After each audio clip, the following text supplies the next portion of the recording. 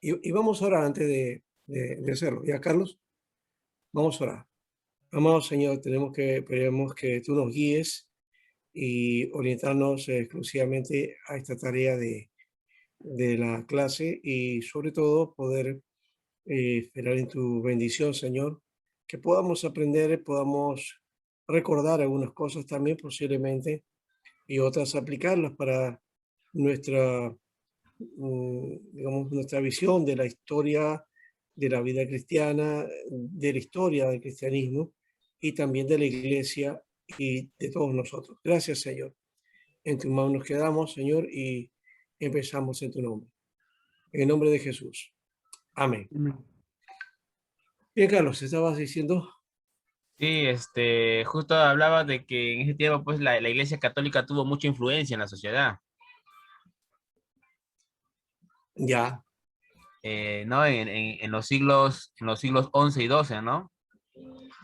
ya, eso Y ya, digamos, ah, es casi la mitad de la Edad Media, sí, sí, ya. tuvo un fervor cristiano, grande, ¿no? Y, y bueno, tuvo mucha trayectoria, ¿no? En el, en el tema de la iglesia. Ya. Entonces, un Este, dominio de la iglesia en el momento más, digamos, de auge de la época o de la Edad Media, ¿no? ¿Cuándo sí. empezó la Edad Media? Ahora de paso, a ver,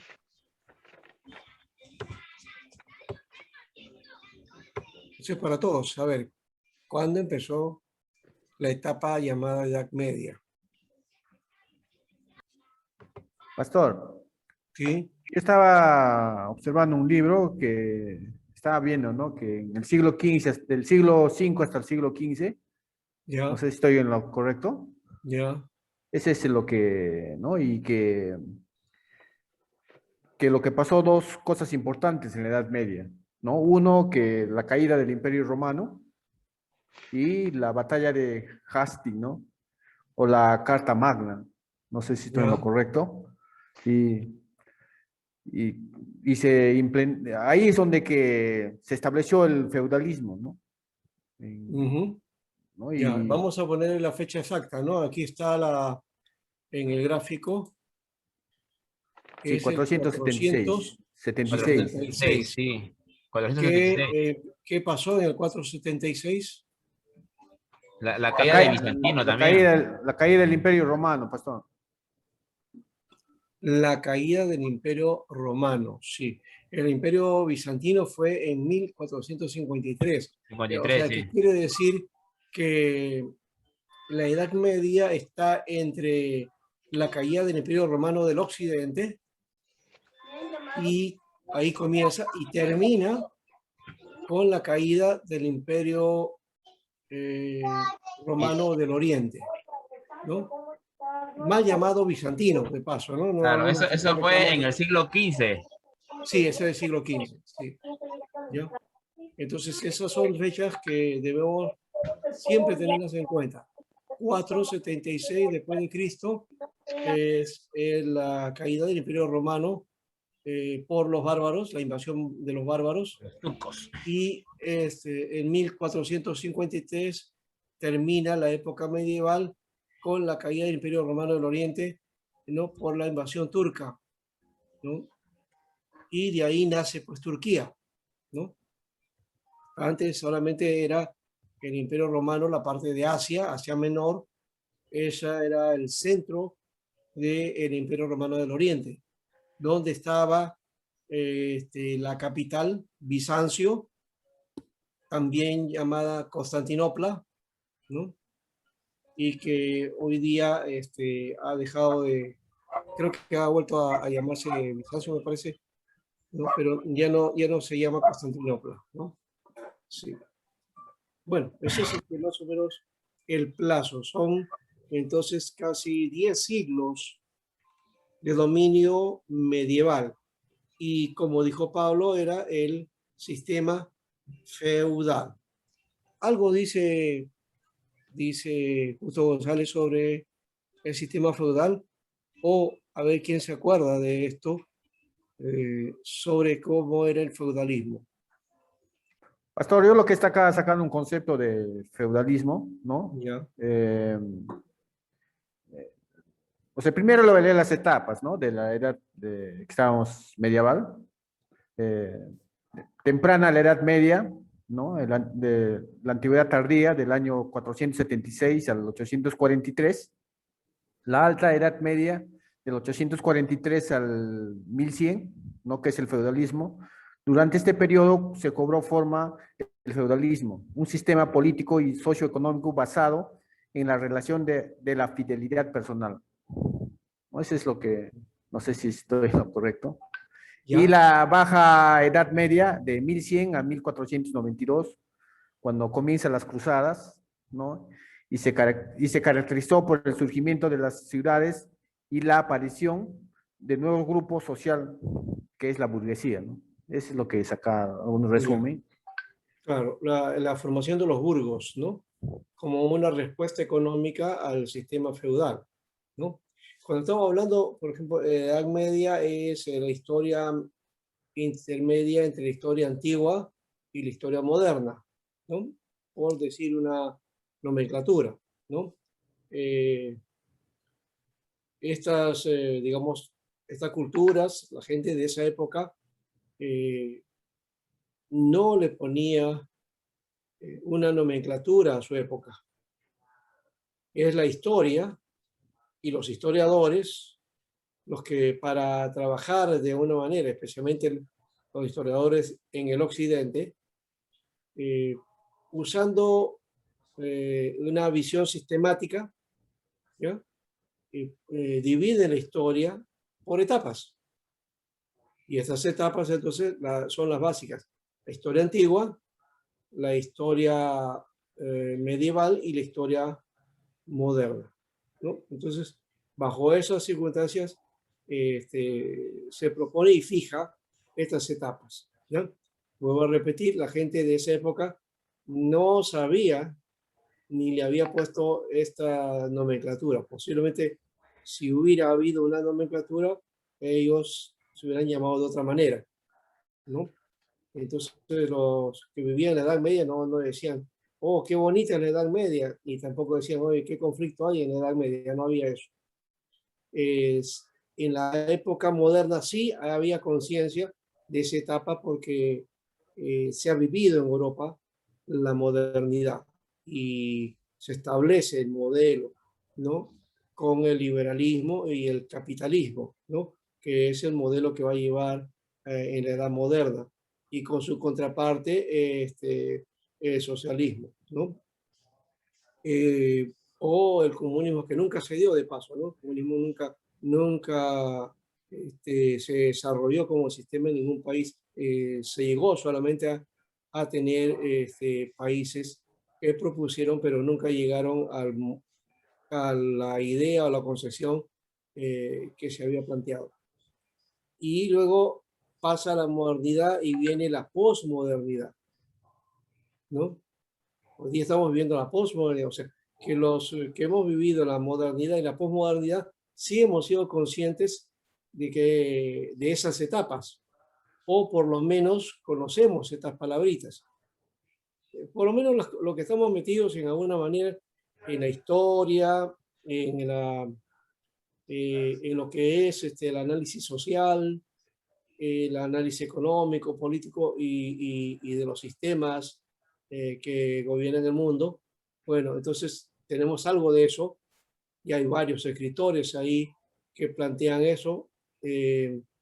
La modernidad, por ejemplo, es el triunfo de la cultura occidental, ¿no? El dominio de la cultura occidental y que de paso Francis Fukuyama en el 94 él propuso o estableció la hipótesis de la muerte de la cultura occidental, ¿no? Es decir, de este sistema llamado sistema moderno, ¿no? Entonces él habló de esa etapa, ¿no? Del fin de la cultura, ¿no?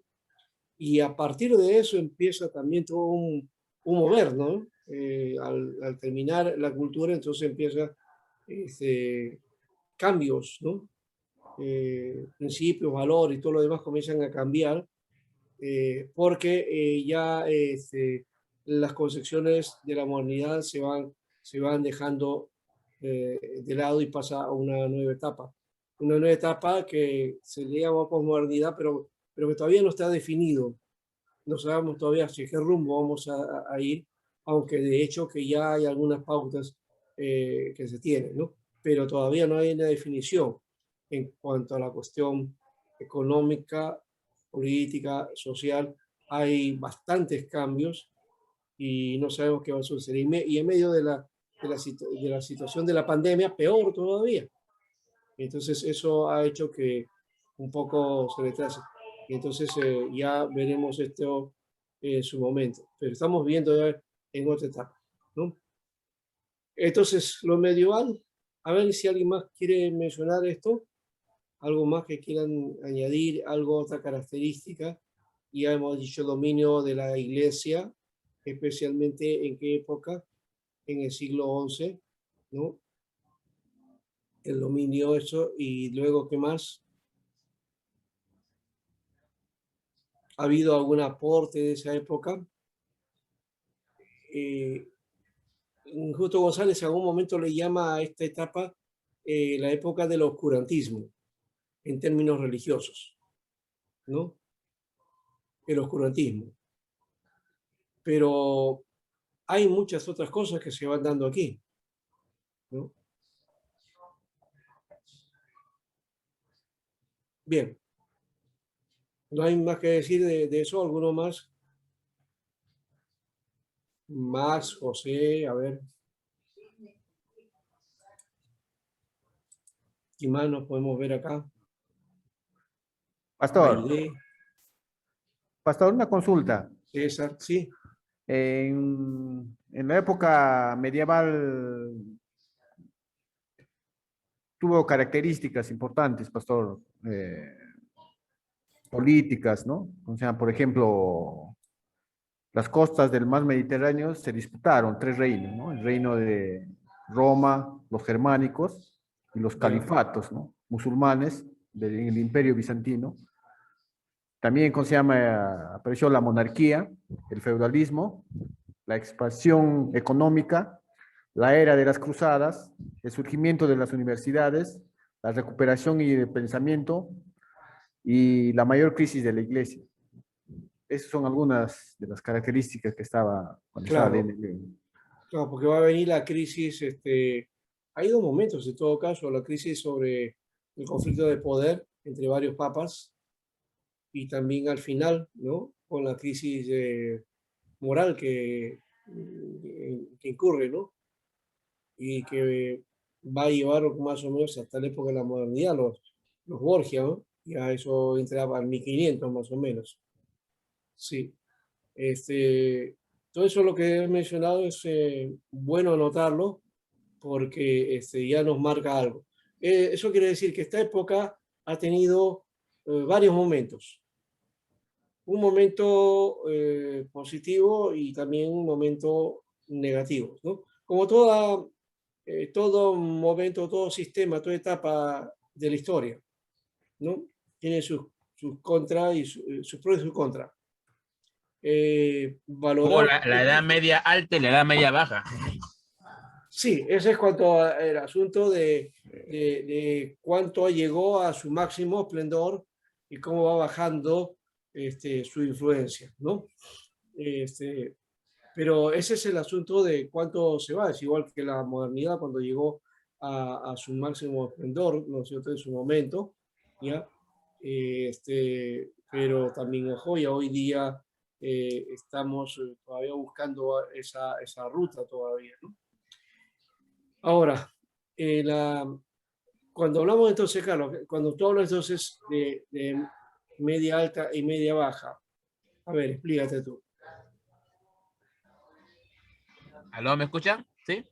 Sí, sí, Allá, bueno, la edad baja habla sobre las persecuciones, justo lo que dijo el hermano, ¿ve? ¿No? Las cruzadas, Ya, sobre la decadencia y el comienzo institucional con medidas para protegerlo, ¿no? Porque habían cruzado, había persecución. ya. Y la Edad Media Alta comprende pues del siglo V al siglo X, ¿no? Mm, Que hicieron una lucha por la supremacía de los imperios, ¿no? De bizantino, y con también el islámico. ya. Y el imperio germano que mencionó Pablo, ¿no? Que se conoció, o por en la historia, el Santo Imperio Romano, o Sacro Imperio Romano, ¿no? Que en realidad fue el Imperio Carolingio, ¿no? Un aporte de la Edad Media es que ahí justo se inventó la imprenta. Ah, bueno, eso ya es Gutenberg, eso es al final casi de esta etapa. En realidad es, digamos, el invento de la imprenta ya nos lleva a otra etapa, casi al final de esta etapa y entrado a la moderna, ¿no? Ah, esa es la edad ya del Renacimiento. Claro, en esa época es una época muy importante que da inicio ya a la etapa moderna, en realidad, ¿no?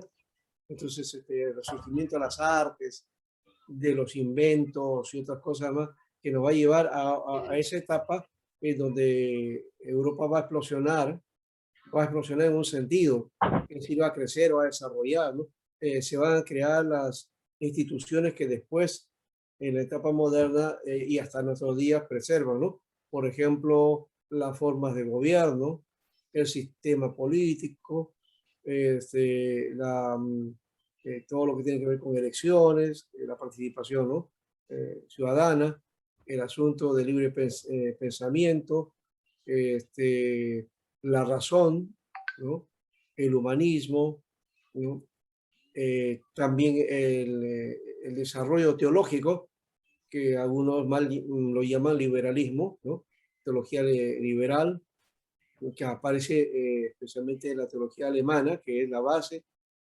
Todo eso va a llevar en la etapa moderna, ¿no? En la etapa de la Edad Media, más bien aquí hay la influencia en parte de Agustín, ¿no? En parte de Agustín, y luego ya entrado a nivel de iglesia, estoy yo hablando, y de teología, es Tomás de Aquino. Tomás de Aquino va a apuntar y él le va a dar la fuerza después y las bases a lo que va a ser después la iglesia de Roma, ¿no?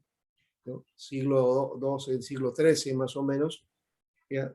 Y el tomismo y la fuerza del pensamiento sobre la razón y la fe, ¿no? Que Agustín solamente hablaba de la fe, platónico, ¿no?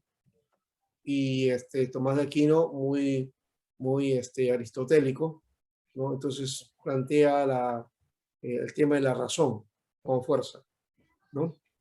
Y luego, en esa lucha, en la etapa moderna, ya viene, pues, eh,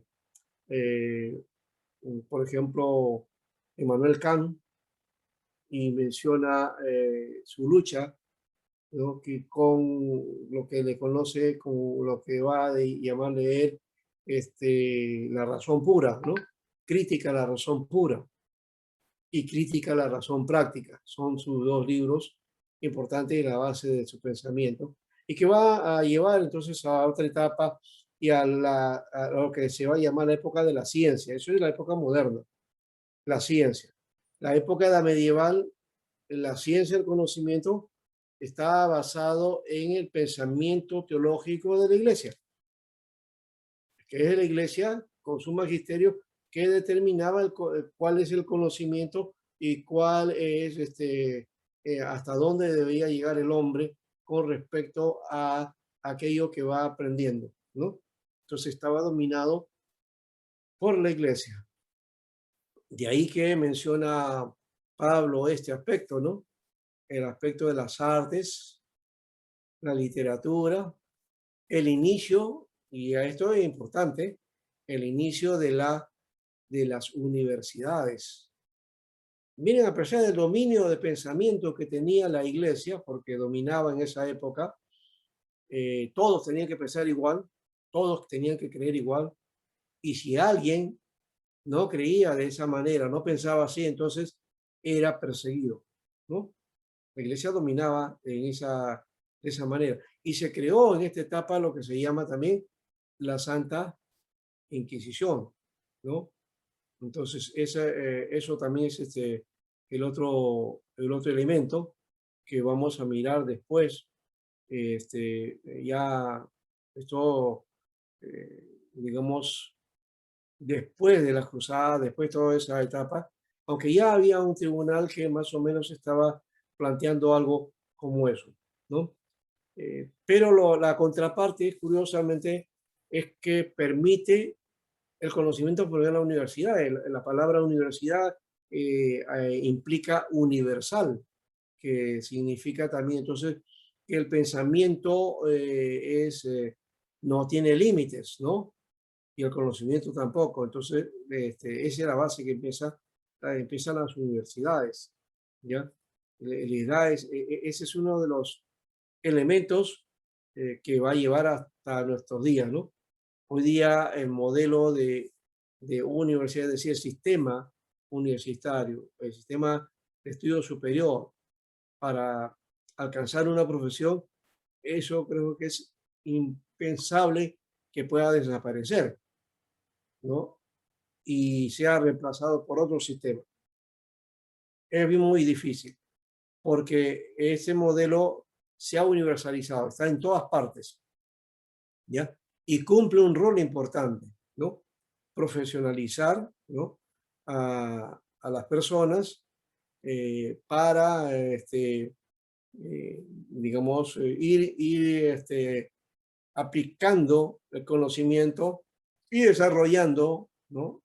En la cultura, en la sociedad y dándole un perfil, digamos, que permita no solamente la subsistencia, sino el hecho de que va desarrollándose el conocimiento y la ciencia.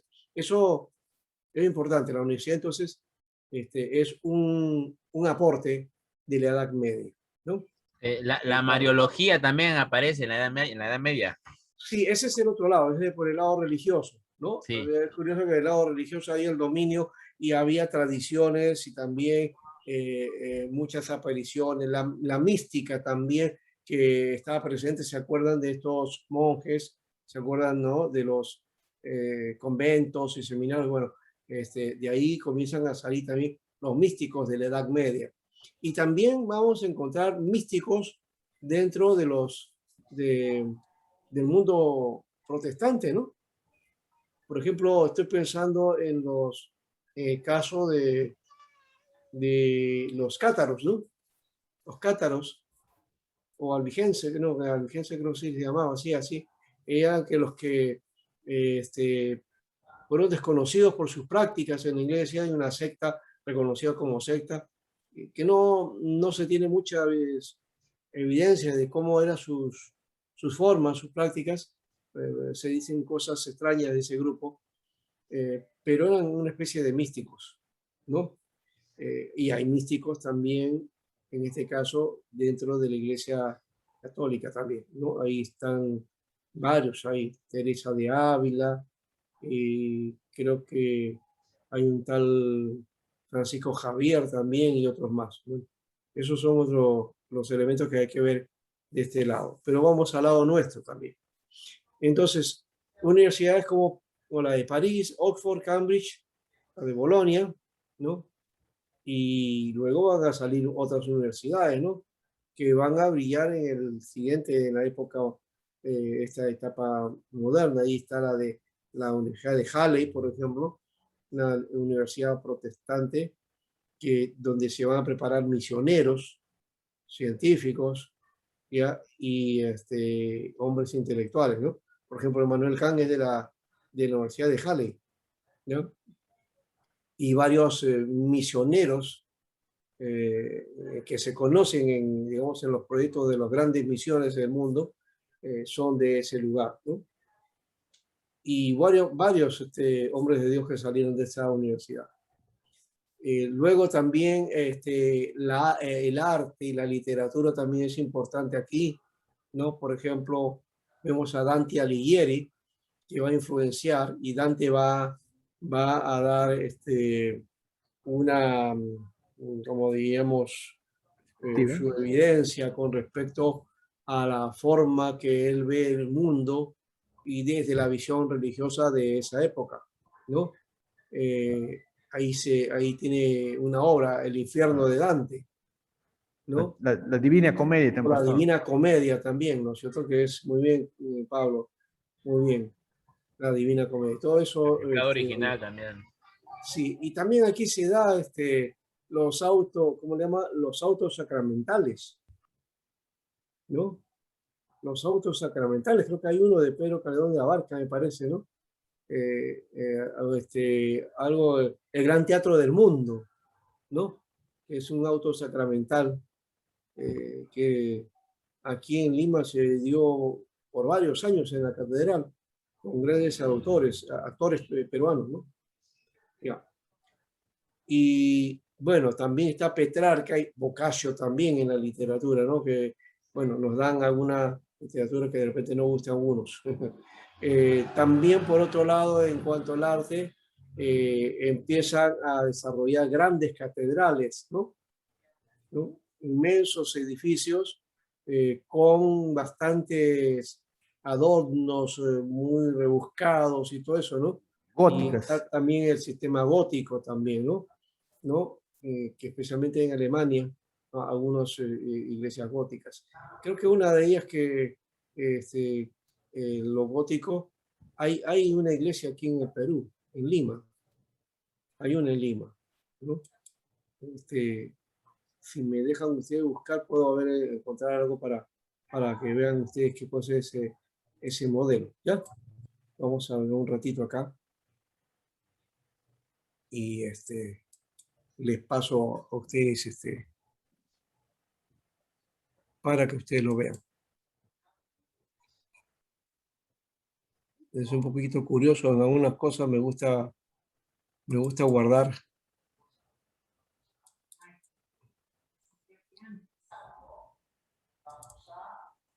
Y vamos a ver, por acá había sacado una.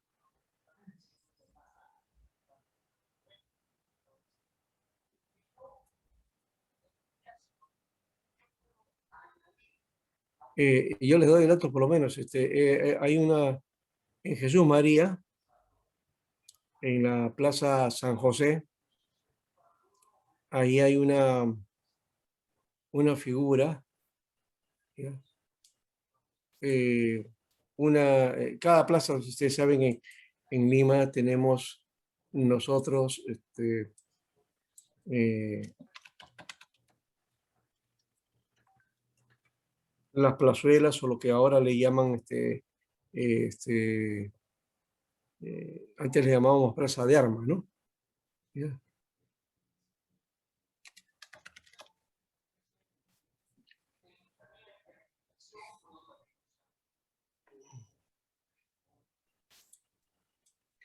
Este,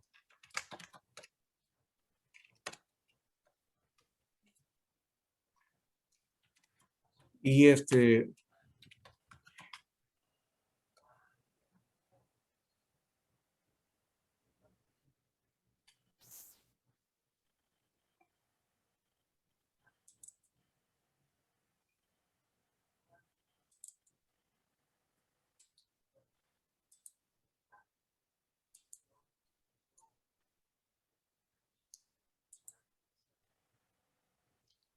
ya, aquí se las voy a poner solamente para que vean cómo es ese modelo, ¿no?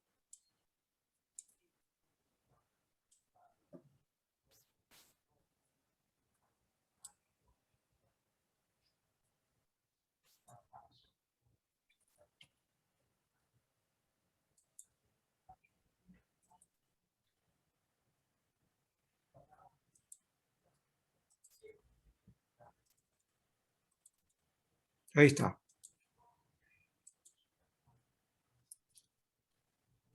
De repente uno no lo ubica bien, eso está en la Plaza San José.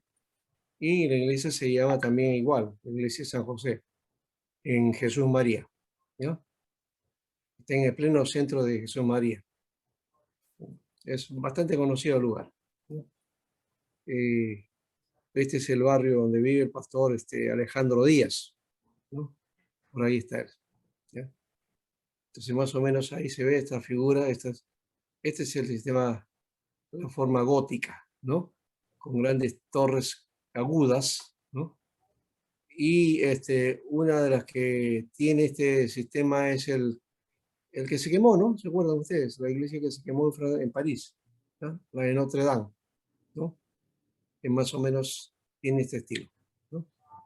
Bien, siguiendo entonces, este, ¿qué más encontramos? También había estado hablando de Dante también, y vamos a mirar ahora más bien otro elemento. Dentro del cuadro que ustedes están viendo, una de las cosas que se da, y ya lo mencionaron por ahí, es la influencia musulmana, ¿no? ¿No? La influencia bárbara, sí, o sea, con los bárbaros, o sea, los grupos que les llamaban bárbaros, ¿no? Porque en realidad eran estos grupos que van a implantarse en el occidente, en Europa, y más en occidente que otra manera, y van a surgir las naciones europeas modernas, ¿no? ¿No? Osgodos, visigodos, ostrogodos, anglos, los sajones, ¿no? Y bueno, los hunos también, ¿no? Van a hacer ahí los galos, todos ellos van a ocupar espacios, y de ahí van a salir pues las naciones que hoy ya conocemos, ¿no? Inglaterra, Italia, Francia, Alemania, porque están los germanos también, y en fin, todos ellos que van a dar esas naciones. Pero en medio de eso está el poder musulmán, ¿no? Que va a invadir Europa, ¿no? Y va a tener un encuentro, va a ser un encuentro digamos, de culturas, ¿no? Un encuentro de culturas, ¿no? La religión es el islamismo, ¿no? Y el libro que utilizan es el Corán, ¿no? Y los seguidores se les llama musulmanes, ¿no? Y Dios, bueno, como el muslim o el musulmán, o el islam, mejor dicho, ¿no? El islam, como procede del mundo árabe, entonces Alá. se conoce a Dios con el nombre de Alá, porque Alá es Dios en árabe, ¿no? No, no es el nombre de Dios, no es el Dios de los musulmanes, como uno dice, no, no, no. Alá es como cuando nosotros decimos Dios. Dios es una palabra genérica. Tú puedes estar hablando de Dios, pero hay que especificar de qué Dios estás hablando. No, no, no porque exista otro Dios, porque no lo existe. Nosotros damos por sentado que ya la gente está, cuando habla de Dios o digamos, del Altísimo, creemos que está hablando del Dios que nosotros creemos. Pero la gente muchas veces tiene una idea de Dios que no es la idea verdadera de Dios, ¿ya? Entonces, desde esa perspectiva, no está creyendo en el Dios que la Biblia les muestra, ¿no? Porque para conocer a Dios hay que mirar entonces la revelación, es decir, la palabra, ¿correcto?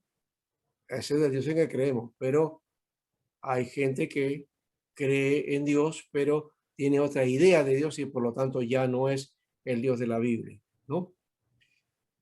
Entonces, Alá vendría a ser Dios en árabe como Elí o él básicamente es en hebreo el nombre de Dios, él o Elohim, para mayor idea, ¿no? Es él, más es él porque es el sede singular, pero se usa el nombre en plural, ¿no? Elohim, Elohim. No se traduce dioses, se traduce Dios, ¿no? Por lo menos para cuando se refiere al Dios de Israel.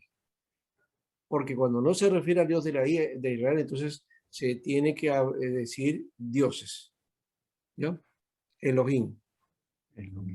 Entonces, Alá, Eli, El, Eloha, todos son esos nombres que son derivados que tienen que ver con la divinidad, ¿no? No, bueno, así, no son nombres, sino simplemente es un sustantivo común, vendría a ser, ¿no? Un sustantivo común, no es un nombre propio, ¿ya? Es un nombre genérico en todo caso, ¿ya? Bueno, ahí dejamos ese aspecto, digamos, de corte gramatical. La cuestión que de la separación también al comienzo de la iglesia griega y de la iglesia católica romana, que no es en 590, eso inicia, más bien por ahí se da estas diferencias, pero el rompimiento final va a ser en 1054, siglo XI, 1054 va a ser entonces esa separación, ¿ya? Y eso hay que marcarlo bien, ¿no? Aquí también está el desarrollo del monacato, que es la que va a ir con mayor fuerza. Recuerda que estábamos hablando anteriormente de eso, de los monasterios, pero el monacato aquí va a surgir las órdenes. Las órdenes. Eso es nuevo, eso no había en el anterior dato. Ahora sí, entonces se van a desarrollar las órdenes monásticas. Ahí están los benedictinos de Benedicto, ¿no? Los cistercienses de Bernardo de Claraval, los franciscanos de Francisco de Asís y los dominicos también, ¿no? Bueno, de Domingo, ¿no? Más conocido como Santo Domingo para la Iglesia Católica, ¿no? Entonces aquí en el cuadro ahí tenemos la fecha, ¿no? Benedicto 529, los cistercienses en 1209, los franciscanos 1209 también, y los dominicos 1215. Más adelante, ya para la época de la Reforma, ¿no? Y la Contrarreforma, va a aparecer otro movimiento que van a llamarse la Compañía de Jesús, más conocidos como los jesuitas, ¿no? Ese es otro más. Y luego de esto va a salir pues los de La Salle, ¿no? Tenemos también salesianos, y otros modelos de órdenes monásticas que se van a dedicar al desarrollo de la educación, ¿no? Colegios y también hospitales, ¿no? Van a hacer labores de corte social, ¿no? Ese es un modelo que después la iglesia protestante va a seguir dando, ¿no?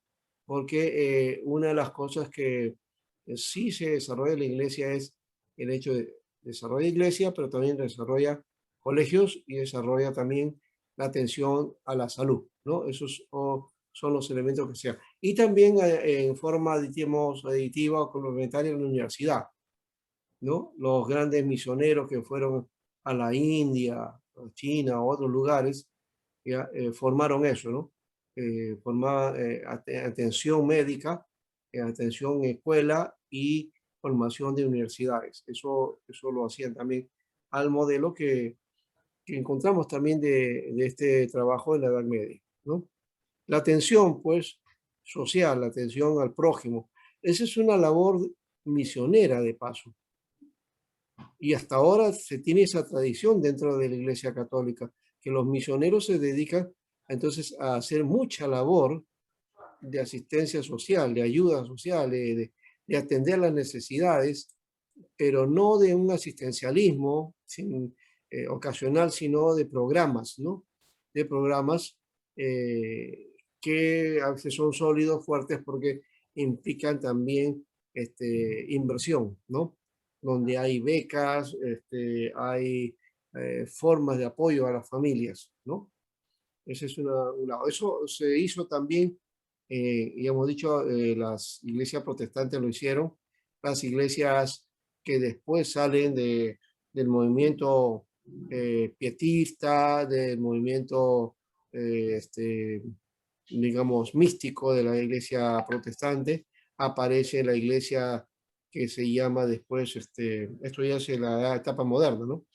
La iglesia de santidad, el movimiento de avivamiento a partir de Wesley, ellos también se dedicaban a lo mismo, ¿no? O sea, a hacer también escuelas, educación, a los presos, la salud y la universidad, ¿no? Entonces, eso es un elemento que va a ser muy fuerte, ¿no? Curioso, en Estados Unidos también es así, porque una de las grandes universidades, Princeton, era una universidad, era un seminario antes. Harvard también era un seminario, ¿no? Protestante, ¿no? Entonces, generalmente las universidades antiguas de Estados Unidos siempre se formaron como seminarios e institutos para la formación de pastores. Y luego también se dedicaba a otras carreras, ¿no? Así se formó. Aquí en América Latina, lastimosamente, el protestantismo o las iglesias evangélicas no han logrado consolidar su fuerza en lo que corresponde la educación superior. No tenemos ahorita ese elemento. O sea, sí hay escuelas, hay grandes escuelas, pero universidades son pocas, ¿no? Por ejemplo, está la Universidad Metodista en Brasil. Es una gran universidad. También hay una universidad evangélica en Bolivia, creo que de corte presbiteriano o de misiones coreanas. Después hay otra universidad en Centroamérica, la de Nicaragua, la Universidad Martin Luther King, ¿ya? Una universidad muy interesante, de la que he participado ahí en mis posgrados. Y también está en Costa Rica la Universidad Bíblica Latinoamericana, la OBL, ¿no? También estaba UNELA, creo, que es otra universidad. Y de ahí creo que dejo de contar, no sé si hay otra, en Uruguay me parece que hay otra universidad, sí, también, ya, es interdenominacional, ¿no? Pero son pocas, pues, ¿no? En Chile no existe, ¿qué más? En Perú, pues hemos tenido experiencias, pero lastimosamente no han tenido una buena, no han tenido éxito, ¿no? No, ya no tenemos estas universidades, ¿no? O sea, ya dejaron de ser universidades, ¿no? Bueno, entonces, y les digo esto porque eso viene de esta época, o sea, ellos son los que dieron más o menos el carácter de cómo se hacían las misiones, cómo desarrollaban, y no solamente el afán era formar iglesias, era atender a la sociedad. Y no es solamente atender para ganarlos, ¿no? Sino era de llevar el servicio del amor al prójimo, ¿no? Eso creo que hay que resaltarlo, aun cuando sea la Iglesia de Roma la que dominaba en ese aspecto, ¿ya? Pero es bueno, ¿no? Entonces aquí estos órdenes eran centros de paz, hospitalidad, refugio, y era también de visión misionera, ¿ya? Lastimosamente, como en toda institución, vino el tiempo en que vino el lujo y la inmoralidad, ¿no? En estas instituciones, o sea, se pervertió ese hecho.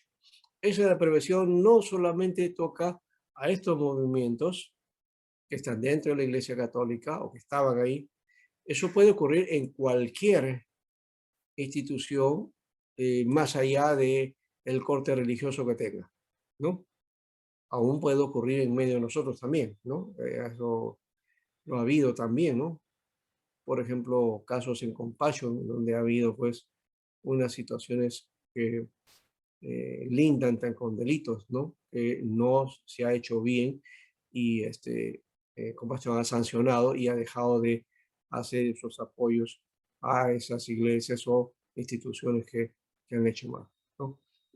Creo que hay que tener ese cuidado de la ética y de la moral en ese aspecto también, cuando hay ayudas y cuando se da pues este tipo de cosas, no siempre pues todos actúan de bien, ¿no? Entonces eso, de paso, eso de la corrupción está metido, ¿no? ¿No? Y viene acá, mira, aquí también eso es un tipo de corrupción que permitió también este sistema, ¿no? Bueno, después entonces está el Santo Imperio Romano, ¿no? Que, claro, Pablo, tú hablaste de eso. ¿Hay algo que encontraste del Imperio Germano?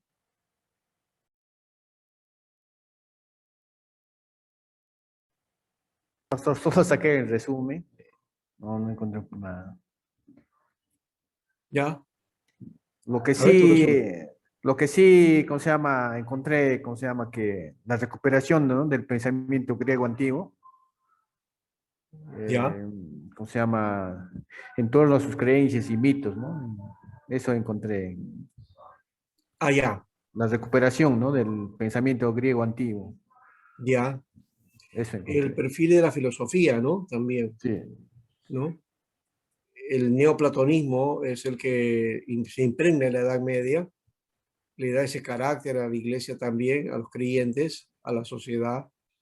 Agustín es el que impregna eso y el gnosticismo, ¿no? Más o menos que Agustín fue gnóstico, ¿no? Por la influencia este, de Platón, ¿no? Él era platonista, ¿no? Y se va a desarrollar en la iglesia y se va a conocer como neoplatonismo, ¿no? Que va a influenciar parte de la Edad Media.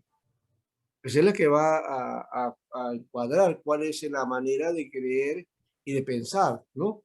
Por ejemplo, plantea la idea de que lo sagrado, lo espiritual es más importante y lo material o temporal no es importante, ¿no?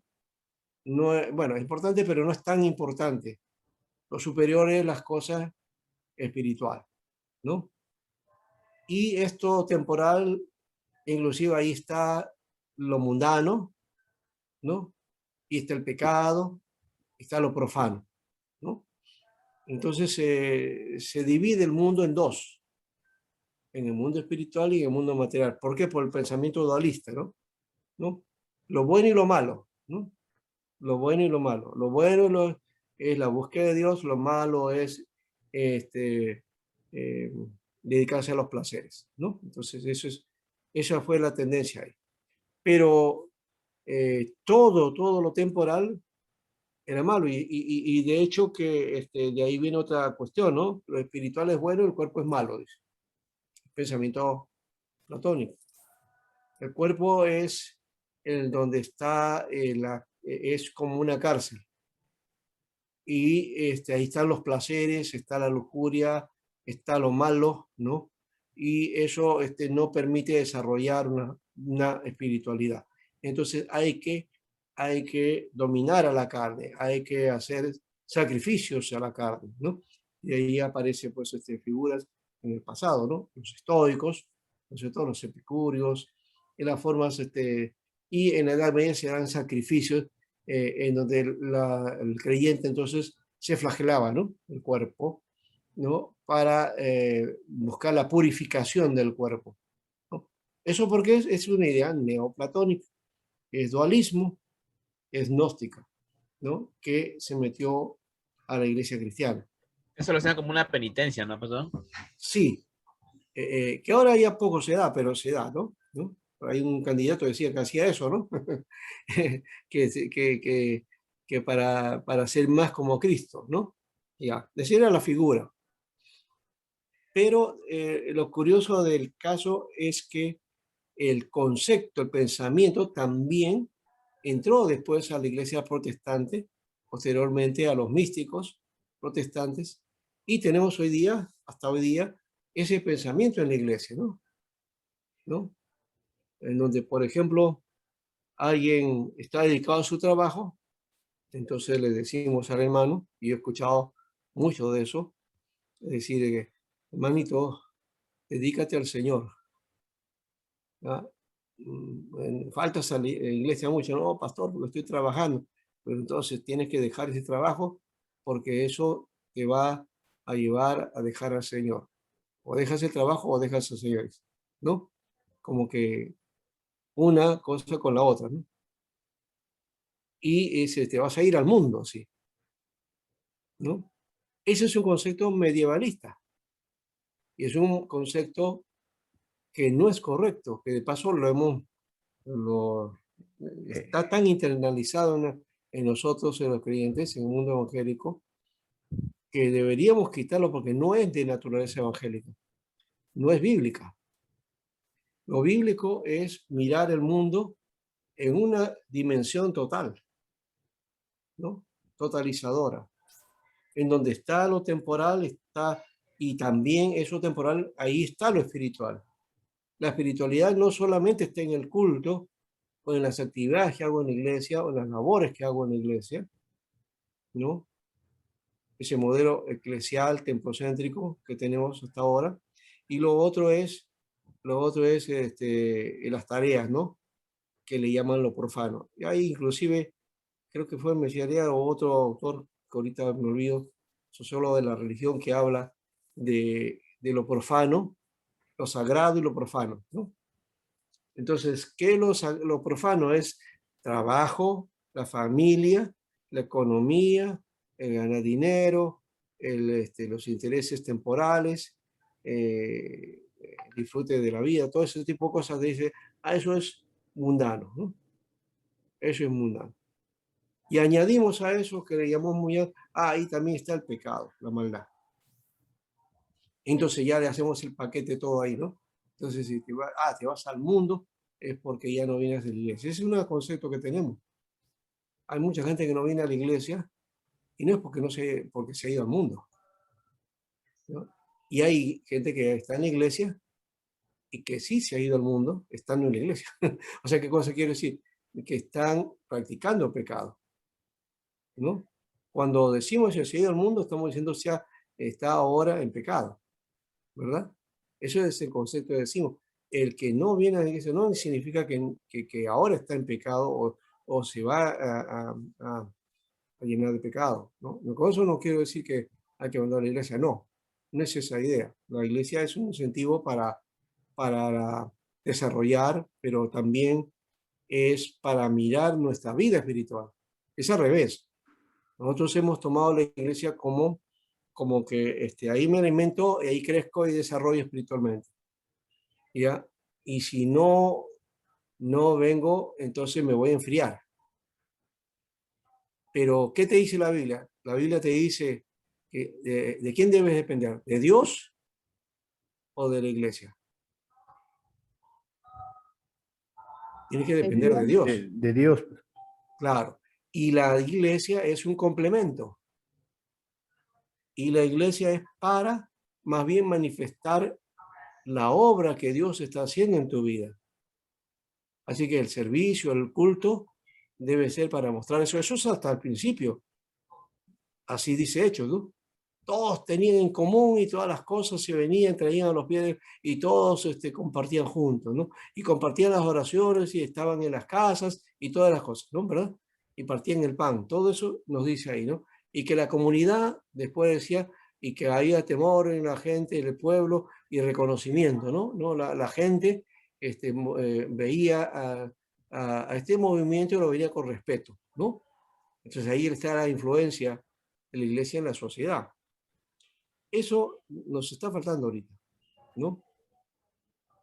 Y entonces lo hemos tomado como otra cosa y somos dependientes ¿no? Dependientes de.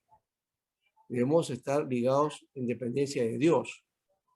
Y a la iglesia vamos para aportar, para bendecir, para, qué sé yo, hacer crecer a otro hermano, o sea, impulsarlo en el crecimiento unos a otros. Para eso es la iglesia, para eso es la comunidad. ¿Ya? En la comunidad, digamos, vivimos nuestra fe o expresamos nuestra fe, pero esa fe que vivimos diariamente en el trabajo, en la casa, en el hogar, porque no está desligado ahí, ¿no? Como decía un profesor mío, decía, el domingo nos reunimos como iglesia, pero ¿dónde está la iglesia el lunes? ¿Dónde está la iglesia el martes? ¿Dónde está la iglesia el miércoles? Bueno, uno decía, bueno, la iglesia está, pero está vacía. Está hablando del lugar. No, el lugar no es la iglesia, el lugar no es la comunidad de fe. Entonces, este profesor decía, ¿dónde está la iglesia el lunes o el martes de miércoles? Estaba diciendo, ¿dónde estamos nosotros, la comunidad de fe? Y la comunidad de fe, ¿qué cosa hace? Está pues en sus actividades, en sus labores diarias, cotidianas, domésticas, en las que cada uno vive, ¿no? Pero que está ejerciendo su fe en medio de esas labores, ¿no? Eso es lo bíblico que deberíamos asumir.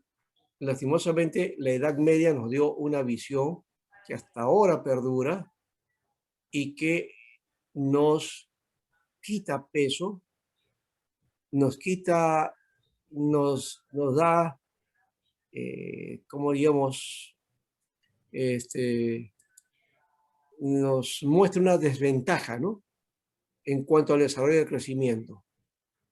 Porque si pensáramos, como hemos dicho anteriormente, en el sentido de comunidad, en el sentido del aporte y de hacer y que cada situación de la vida cotidiana la veamos como misión para Dios, como servicio para Dios, porque no solamente sirvo a Dios en la iglesia, sirvo a Dios también en mis tareas, De ¿no? diferente Y en la forma. familia.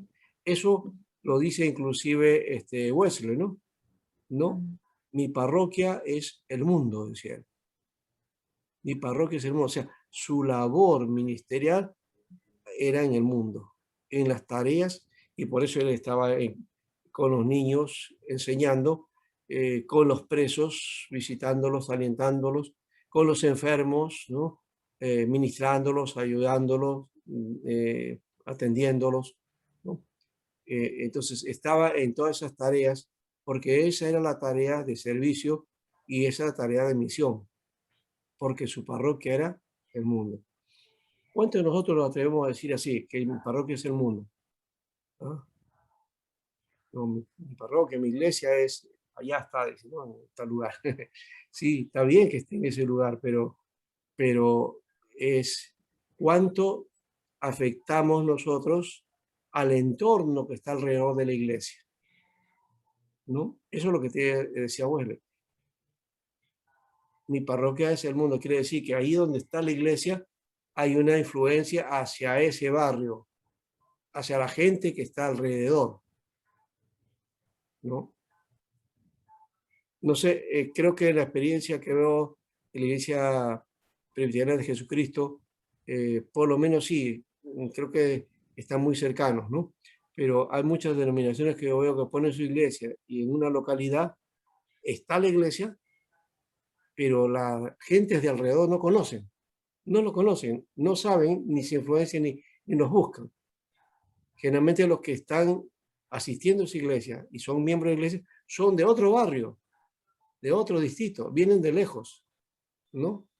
Y hacen su viaje para llegar a la iglesia y ahí está.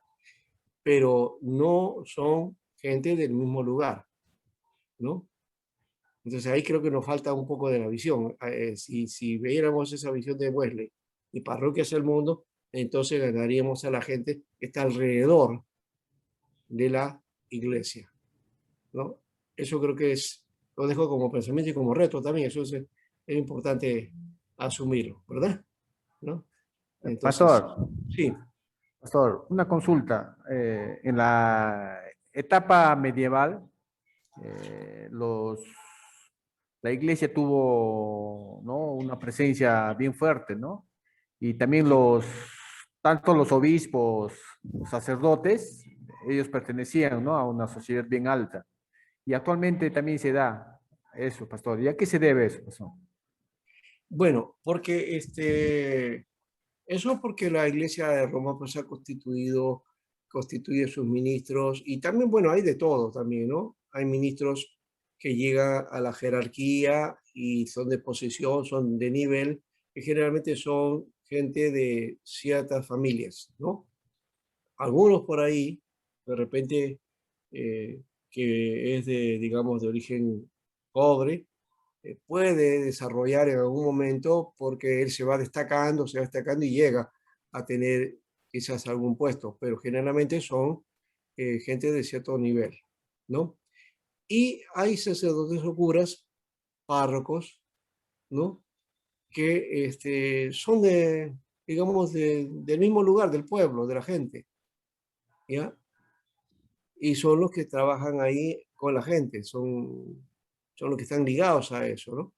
¿Ya? Entonces, ellos, podríamos hablar, no sé si decir del clero alto y clero bajo, de alguna manera, ¿no? O sea, como antiguamente se llamaban así también, ¿no? Lo del clero alto es los que estaban en la jerarquía, y los del clero bajo eran, pues, los curas, ¿no? Los que estaban ahí en las parroquias y que estaban en contacto con la gente. Y que no tenían, pues, económicamente un bien, ¿no? No forjaban eso, sino que estaban sirviendo por amor, ¿no? Ese es un juego. En el caso de las iglesias evangélicas, también se está dando ahora, ¿no? Las grandes iglesias sostienen y hacen y permiten que el pastor suba de nivel y tiene un nivel económico alto. Hay algunas, no todas, bueno, pero hay algunas que sí, hay pues pastores muy influyentes y que de luego se hacen contacto con políticos, con el poder y otras cosas más. Pero la mayoría de pastores, ¿no? Tienen un nivel bajo económicamente, no tienen muchos ingresos, no hay mucha posesión, entonces tampoco pueden desarrollar más también, ¿no? Lo, la meta debería ser desarrollar y avanzar su ministerio y en el conocimiento también, ¿no? E ir avanzando para que el ministerio sea mucho más fructífero y más de influencia también, ¿no?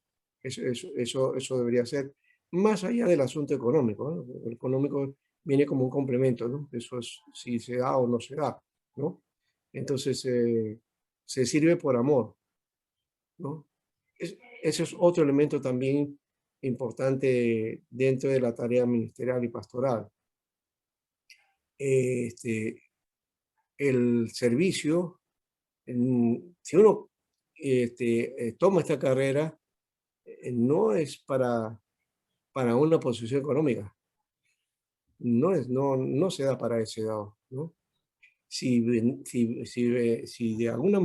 en algún momento eso toca y se logra en buena hora, pero no perder esa sencillez, esa humildad que siempre nos debe caracterizar, ¿no?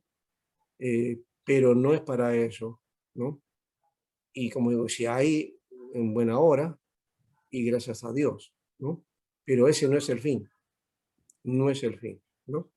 Y menos con nuestras iglesias que los ingresos son pocos, hoy día menos todavía con la pandemia, ¿no? Es muy difícil, ¿no?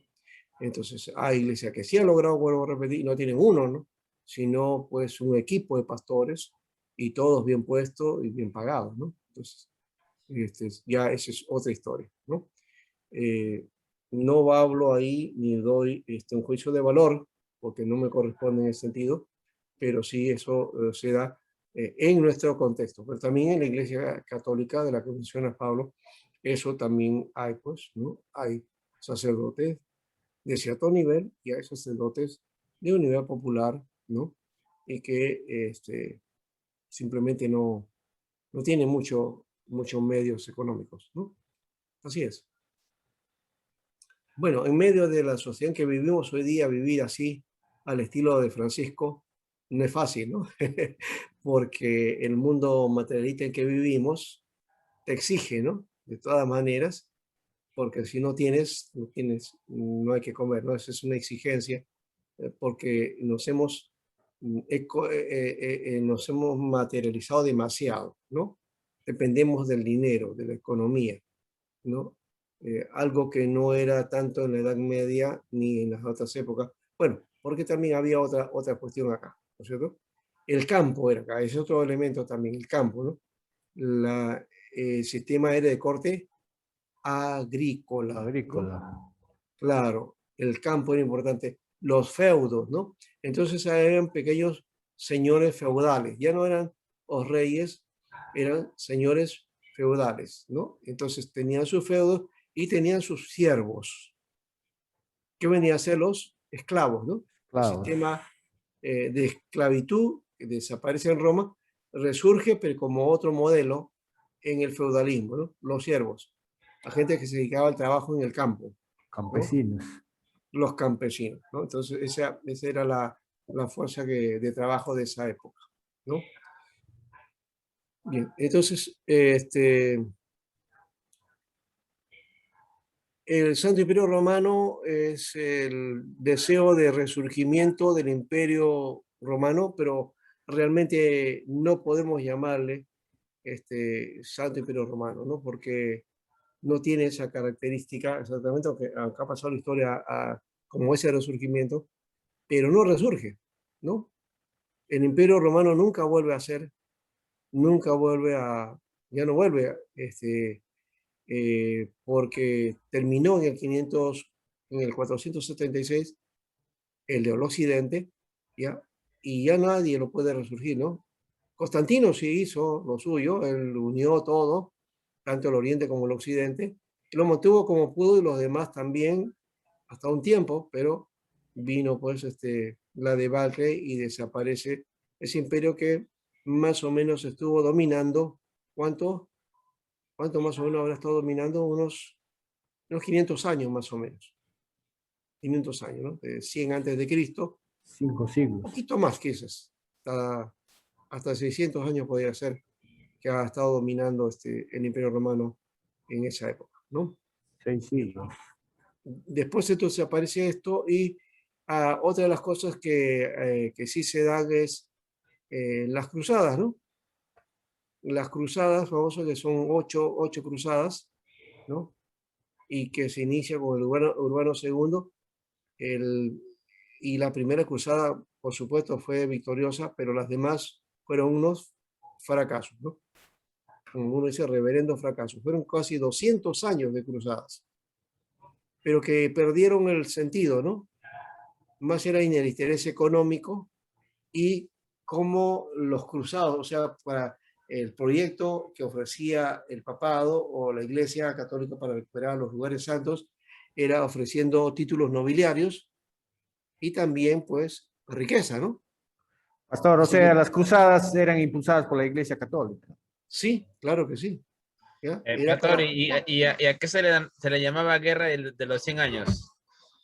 Eso fue otra cosa, eso fue en Francia, ¿ya? Que tuvo visos políticos y también religiosos. Ahí es donde está esta famosa Juana de Arco, ¿no? A la que la ejecutan y hoy día está declarada una santa, ¿no? Entonces, bueno, es más o menos de esa época, ¿no? Entonces es una guerra en Europa que duró 117 años, ¿no? No fueron 100 años, sino 117 años, pero se redondea y se llama la Guerra de los 100 años. Bien, eso ha sido más o menos, bueno, a fines de todo este asunto, ¿no? Más o menos a fines de toda esta etapa. Bueno, entonces, vamos a mirar más adelante las cruzadas un poquito. Hoy estamos haciendo una cuestión general. Y luego también aparece este hecho importante, es el del papado, ¿no? El papado es el que aparece en esta etapa, aunque algunos dicen que ya habían papas del año 400, ¿no? O que ya se va formando un poco esa figura del papado a partir del 400, o sea, siglo V, ¿ya? Pero es la etapa en que va a desarrollarse, ¿no? Va a ser grande y aquí quiero compartirles a ustedes un material que he conseguido, ¿ya? Y que de repente puede servir de alguna manera para darnos una visión de lo que es esa figura del papado. A ver. Ujú.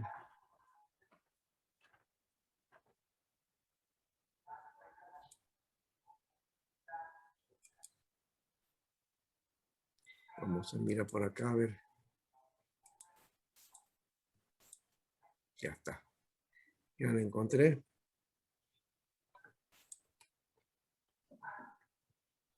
Y especialmente quiero que vean ustedes esto que le llama el origen del papado, ¿no?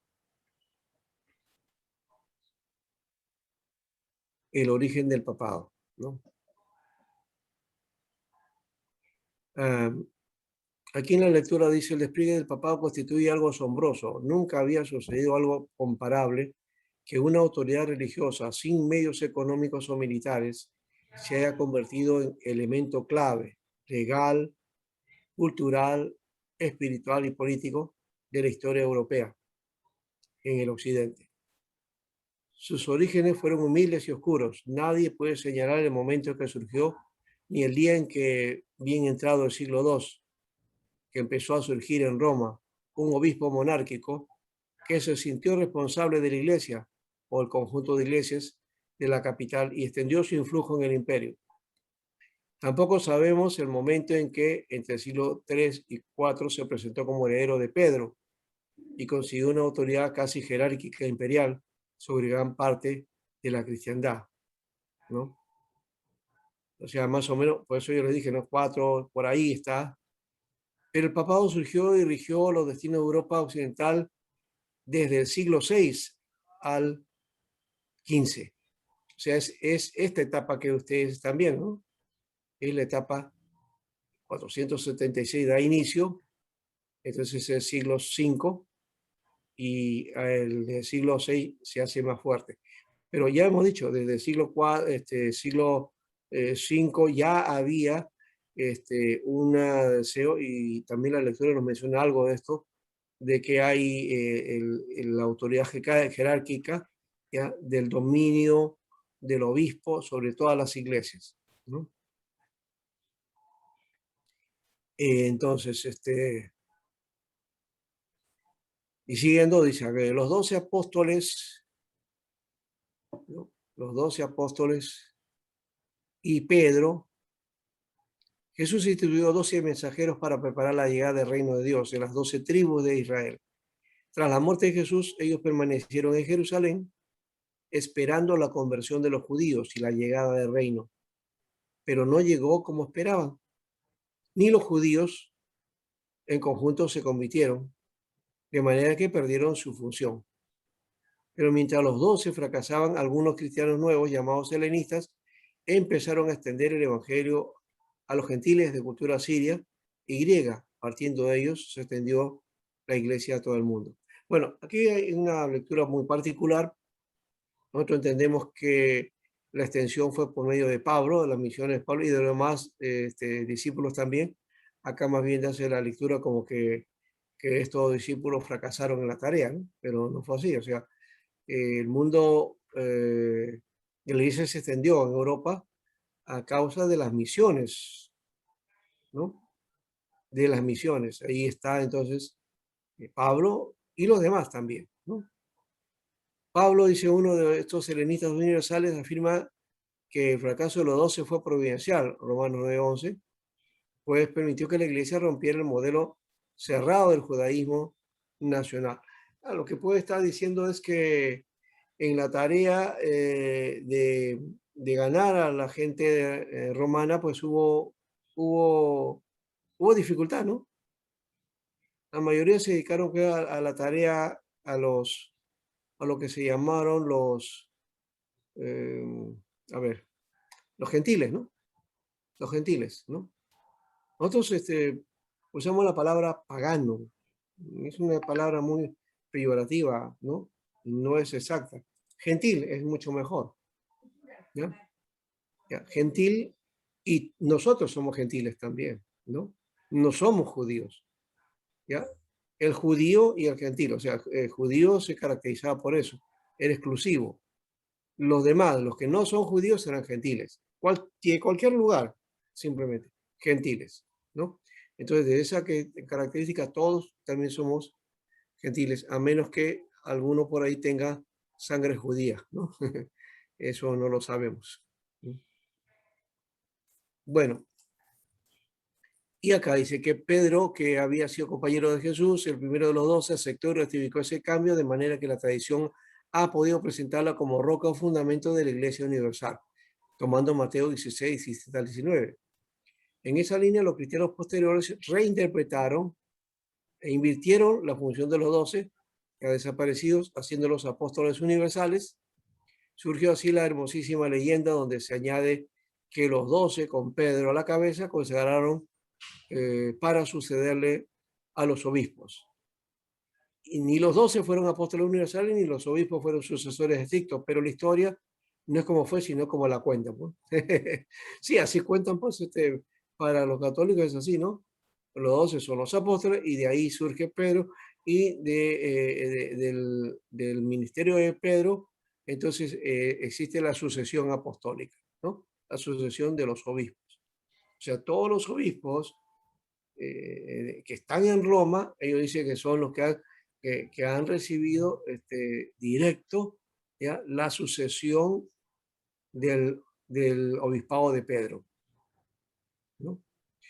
Ahí hay un detalle que, de paso, por eso es que ellos se dicen que son la iglesia verdadera. A la iglesia protestante, los ministros que salen, ¿no?, o los ministros que forman, ellos dicen, no tiene, no, ahí no está la sucesión apostólica, ahí no está la sucesión de obispos ahí, ¿no? Aunque haya obispos, estos obispos no son los obispos que vienen de la sucesión de Pedro. Por lo tanto, entonces, su ministerio no es considerado. Por eso es que la Iglesia Católica no considera a la Iglesia Protestante y a los ministros protestantes, ¿no? Porque no tenemos la sucesión apostólica, no tenemos ese ministerio. Bueno, esa es su forma de pensar y es la forma en que cuentan la historia, ¿no? O como han puesto la historia, pero no es la correcta, ¿no? Porque los ministros de Cristo no vienen de la asociación de Pedro. Los ministros de Cristo vienen por llamado del Señor. Hay un llamado que Dios hace. Ese es la carta y esa es la base. Ahora, claro, el llamado, ¿qué cosa es un llamado? Ahí viene también otro problema para definir ese aspecto. Pero dentro del mundo protestante lo hemos definido, ¿no? El llamado viene con vocación también, con la vocación de servicio, ¿no? Entonces, esos dos elementos son importantes para el ministerio y para la tarea, ¿ya? Y ¿qué hacemos con la asociación apostólica o la asociación de Pedro? Pues eso no tiene sentido. No hay peso histórico, ¿no? No hay fundamento en eso que propone la Iglesia de Roma, y es simplemente un asunto de Roma. Es su concesión, se le respeta, pero no, nosotros no la practicamos así, ¿no? No es nuestro punto de vista. Entonces viene a ser una leyenda, ¿no? Para nosotros es una leyenda, aunque para ellos es una historia esencial, ¿no? Pero tras mantenerse en tiempo en Jerusalén con los 12, él se convirtió y asumió la misión universal al lado de Pablo. Dejó Jerusalén, se fue a Siria, después llega a Roma, donde vino también Pablo, y los 12 esperaban el reino de Dios para todos los pueblos, pero fueron acusados de causar disturbio y ejecutados. Roma era entonces signo de universalidad y tanto Pedro como Pablo eran universalistas. Entre tanto, en Jerusalén había quedado Santiago, hermano de Jesús, defensor de un cristianismo judío, pero también fue asesinado por un sumo sacerdote celoso en el año 62, ¿no? Bueno, ustedes saben que de paso, esto de que Pedro y Pablo, eso es una tradición muy fuerte dentro de la Iglesia Católica, y celebran justamente el día de San Pedro y San Pablo, ¿no? No, algunos piensan que es el día de San Pedro, que le llaman el día del Papa, ¿no? Feriado. El feriado 30 de junio, ¿no? Ya, bien. Pero es el día de San Pedro y San Pablo, no solamente de Pedro. Pero lo llaman el día del Papa, y algunas iglesias evangélicas se han añadido a ese juego y le llaman a ese día el Día del Pastor. Día del Pastor. ¿Ya? Entonces, en la mayoría de iglesias evangélicas fundamentalistas, el Día del Pastor es el 30 de junio. Pero en otras iglesias, especialmente las iglesias históricas, el Día del Pastor, ¿cuándo es? A ver. Creo que no lo celebramos, ¿no es cierto? En la Hiperquistope. Ya, para información, anótelo. Es la tercera semana de septiembre. Tercera domingo de septiembre.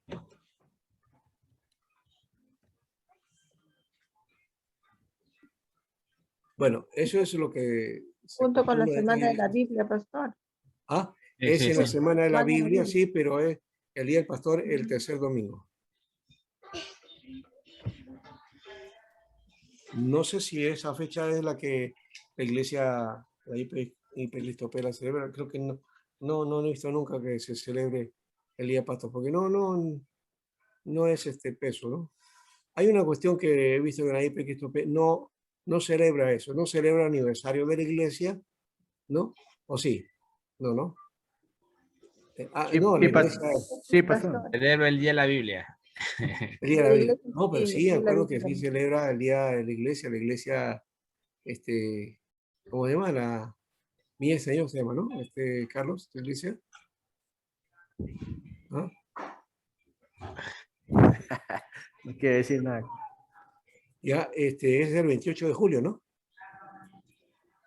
Ah, sí, el 28 de julio. De mi vida también. Sí, El ¿ves? aniversario. Ya. Pero después no sé cómo están las otras demás, ¿no? Pero eh, es una tradición dentro de la iglesia evangélica en general, ¿no? Pero no todas las iglesias protestantes hacen ese asunto, ¿no? Bueno, entonces ya saben que el papado empieza en el siglo V, ¿no? 5 o 6, ahí aparece. Y no tiene nada que ver con Pablo o con Pedro, aunque la Iglesia Católica sí lleva el papado hasta el obispo Pedro, ¿no? No se sabe si Pedro fue obispo de Roma, ¿no? No hay una evidencia histórica de que él haya sido obispo en Roma. Dicen que él murió en Roma, sí, pero no ha sido obispo. ¿Ya? Ya, entonces, muy bien. Vamos a tener descanso y después seguimos, ¿ya? Vamos a trabajar este aspecto y vamos a tomar un tiempo, ¿ya? 10 minutos de descanso.